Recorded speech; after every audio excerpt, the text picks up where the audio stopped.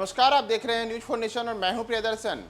Bharatiya Janata party ने आज बिहार में एक बड़ा बदलाव करते हुए बिहार विधान परिषद में नेता प्रतिपक्ष के रूप में हरी सहनी को नई जिम्मेदारी दी है। ऐसे में हरी सहनी को ही यह जिम्मेदारी क्यों दी गई और नेता प्रतिपक्ष जैसा अहम पद सहनी समाज से आने वाले हरी सहनी को देने के पीछे की जो मूल कारण है वह क्या रहा, यह भी बेहद अहम है। दरअसल अगर मौजूदा समय में आप बिहार में जो भारतीय जनता पार्टी की रणनीतियां हैं उस पर गौर करेंगे तो भारतीय जनता पार्टी तमाम जातियों को साधने में लगी है। और बिहार की राजनीति के बारे में जैसा कहा जाता है कि बिहार की सियासत ही जाति आधारित है, तो इस जाति आधारित सियासत में भारतीय जनता पार्टी भी कहीं से पीछे रहना नहीं चाहती और भाजपा हर उस दल, हर उस जाति, हर उस वर्ग को साधने की कोशिश में लगी हुई है जिसके सहारे अपने वोट बैंक को मजबूत कर सकती है। दरअसल जो हरी सहनी है वह सहनी समुदाय से आते हैं, वही सहनी समुदाय जिसके साथ में मल्लाह, निषाद जैसी कई अलग अलग जो जातियां और उपजातियां हैं उन तमाम जातियां जुड़ी हुई हैं। और मौजूदा समय में सहनी समुदाय से आने वाले अगर किसी बड़े नेता के तौर पर किन्हीं का नाम सामने आता है तो उसमें मुकेश सहनी का नाम आता है। वह मुकेश सहनी जो वीआईपी पार्टी के सुप्रीमो हों और पिछले कुछ दिनों से लगातार बिहार में अपने आप को सहनी समाज के बीच में स्थापित करने के लिए अलग अलग तरीके के कार्यक्रम भी आयोजित कर रहे हैं। तो हम बात अगर हरी सहनी की करें कि हरी सहनी कौन है, तो हरी सहनी भारतीय जनता पार्टी में सहनी समुदाय से आने वाले एक ऐसे नेता हैं जो पिछले लंबे अरसे से भाजपा से जुड़े हुए हैं और उन्होंने वर्ष 2005 के दौरान दरभंगा में विधानसभा का चुनाव भी लड़ा था। इतना ही नहीं, वे दरभंगा जिला के बीजेपी के अध्यक्ष भी रहे हैं। हालांकि वर्ष 2020 के बिहार विधानसभा चुनाव में हरी सहनी को केवटी विधानसभा से भाजपा ने उम्मीदवार बनाया था, लेकिन अंतिम समय में उनका टिकट काट दिया गया था। बाद में वर्ष 2022 में हरी सहनी को एक बार फिर से भारतीय जनता पार्टी ने एमएलसी के रूप में बिहार विधान परिषद भेजा और उसके बाद अब हरी सहनी को बिहार विधान परिषद में नेता प्रतिपक्ष बनाया गया है, यानी कि वे सम्राट चौधरी का जगह ले रहे हैं। वही सम्राट चौधरी जो मौजूदा समय में भारतीय जनता पार्टी के बिहार प्रदेश अध्यक्ष हैं। तो ऐसे में जो हरी सहनी है उन्हें यह जिम्मेदारी क्यों दी गई, तो इसके लिए आपको बिहार में जातीय समीकरणों को भी समझने की आवश्यकता है।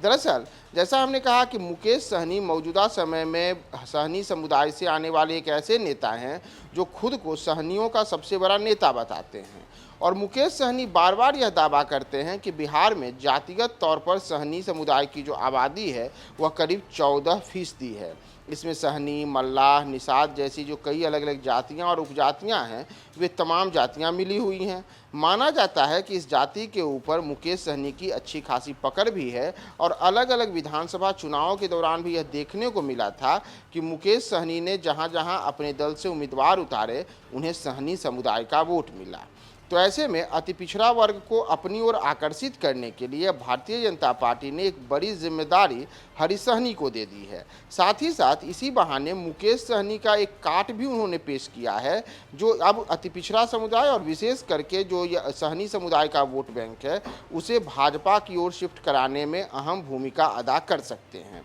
दरअसल जातीय समीकरणों की जो हम बात कर रहे हैं तो उसमें अगर मौजूदा समय में बिहार में अलग अलग जो प्रमुख नेता हैं और जिन्हें अहम जिम्मेदारियां दी गई हैं उसे देखा जाए तो बिहार में जो मौजूदा प्रदेश अध्यक्ष सम्राट चौधरी हैं वे कुशवाहा जाति से आते हैं। इसी तरीके से बिहार विधान परिषद में जो नेता प्रतिपक्ष विजय सिन्हा हैं वे भूमिहार जाति से आते हैं। यानी कि अगड़े और पिछड़े की जो राजनीति होती है उसमें इन दोनों वर्गों को अलग अलग तरीके से भाजपा ने अलग अलग पद दिए थे और अब हरी सहनी के बहाने अति पिछड़ा वर्ग पर भी भारतीय जनता पार्टी ने एक बड़ा दांव खेला है और इस दांव में अगर उसे सफलता मिलती है तो वर्ष 2024 के लोकसभा चुनाव के दौरान जो बिहार में 40 लोकसभा की सीटें हैं उनमें से कई सीटों पर सहनी समुदाय का जो मतदाता हैं वे काफ़ी अहम भूमिका निभा सकते हैं। तो इसी बहाने अति पिछड़ा वर्ग के वोटरों को अपनी ओर आकर्षित करने में भाजपा को सफलता मिल सकती है और सबसे बड़ी जो सफलता है वह मुकेश सहनी के समानांतर एक उन्हीं के समुदाय से आने वाले ऐसे नेता को खड़ा करके भाजपा कर सकती है